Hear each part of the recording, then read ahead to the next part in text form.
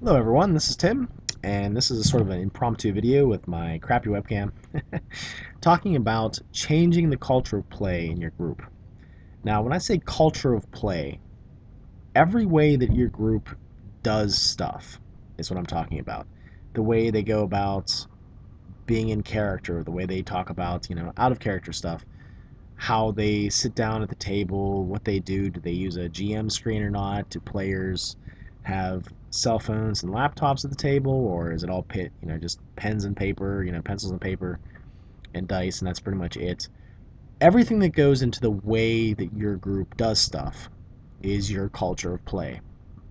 And I've said this before that every single table out there is unique. Every single table, every single group does things in their own way. Sure, you're going to have things that overlap, things that are the same from group to group, but they all have a little bit of quirkiness to them. They're all a little bit different, and once you get used to that, that's your just the way you guys do things, and that's just how it is. The problem comes into that is when you join a group for the first time and your culture of play is different. You're used to playing it in a different way. And then you have to come to the realization that either you're going to play their way, maybe they'll play your way, or you guys have to sort of figure out a new culture of play and how you're all going to get along and figure this stuff out. Social contracts go a long way, I think, sometimes to talk about these things before a game starts. And that's where you as a group would say, okay, this is how we play our games. This is how we go about doing things. If you're going to join our group, you should expect these things that we're going to do here. So, what do you do if you are a player and you want to change the culture of play of a group that you've just joined? So, as a player, it's kind of tough because you tend not to have as much power, as much control as a GM does, but yet you are still a part of a group. You are a member of a group of different individuals who are getting together to play games. So your voice should count. It should matter.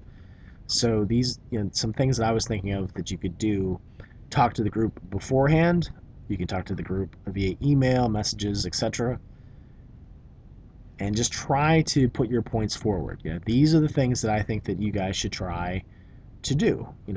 A perfect example might be if you join a D&D group and they tend to play a lot of combat scenes that drag out, and there's not a lot of role playing going on. There's just a lot of dice rolling for social interactions, and that's it.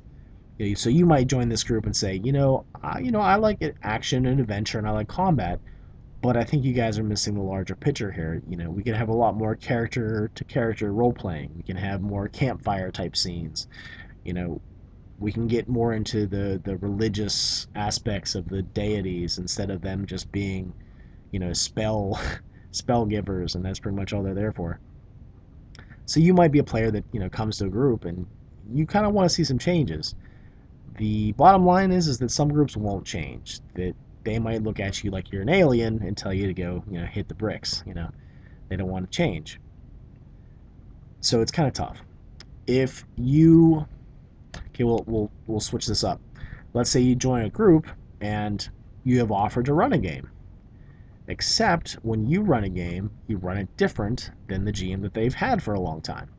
So again, before the campaign starts, you want to talk about that, talk about the differences that you want to see happen in this campaign. And as a GM, I think you have a lot more control over a group and how they play. There might be some friction at first.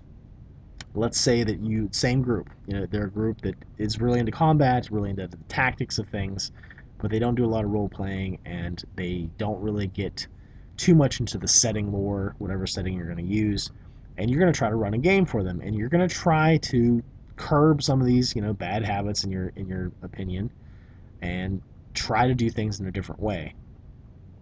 Things like using the NPCs in a different way than they're used to, having those NPCs roleplay, have them talk to their characters, have them try to talk back to those characters in character. Try to get them to, roleplay more, or, whatever you're trying to go for in that particular campaign. As a GM, you have a lot more power to do that. I will go back to the player.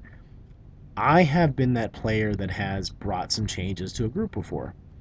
My there's been a few groups where just because I was role playing, it sort of brought the game. It brought some more fun to the game. It brought some freshness. It brought some energy. And some of the players that were sitting there sort of dull and bored, beforehand, I guess, were now getting more into things. They were role playing with my character, even though, it might not have been the focus of whatever we were doing at the time.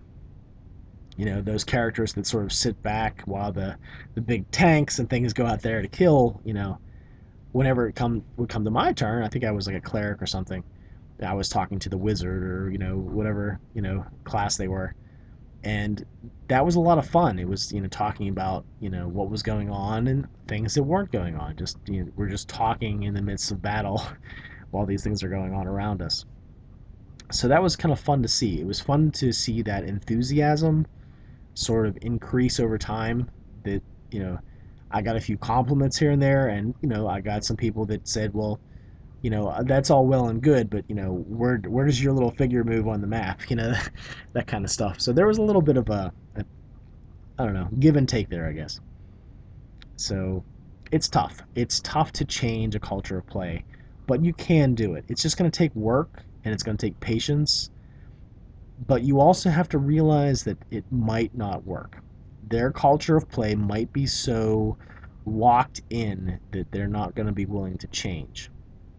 You can try to change it, and you might even think about this like in this sort of example where, like, for instance, those who date and marry prisoners in prison, they have this sort of mentality that they're going to be able to reform them. They're going to be able to change them. Sometimes you can't. Sometimes you can't change the way people play, the way people are, their attitudes, personality clashes, etc. So if you're out there, give it a try, I think, but understand that it might fail and you might not just be a good fit for that group.